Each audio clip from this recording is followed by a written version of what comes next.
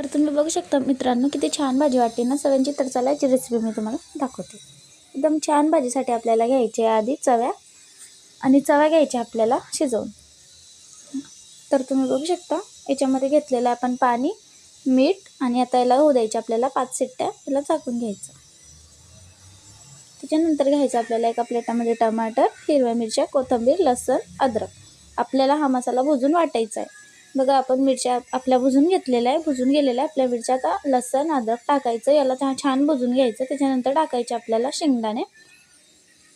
बघा आपण शेंगदाणे पण टाकून घेतले. शेंगदाण्याला पण चांगलं भुजून घ्यायचं, काळ पण नाही होऊ द्यायचं.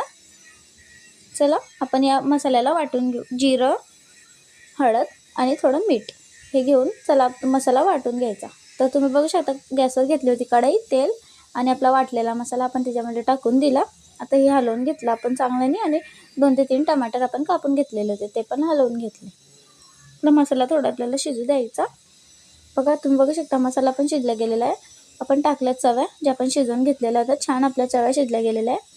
त्याच्यानंतर तुम्ही बघू शकता आपण भाजी हलवून बघितली, की छान भाजी आहे. गरम गरम भात आणि पोळीसोबत एकदम टेस्टी भाजी लागणार आहे. त्याच्यानंतर आपण टाकलं त्याच्यामध्ये थोडंसं अर्धा ग्लास पाणी, आणि हे घेतलं आपण हलवून.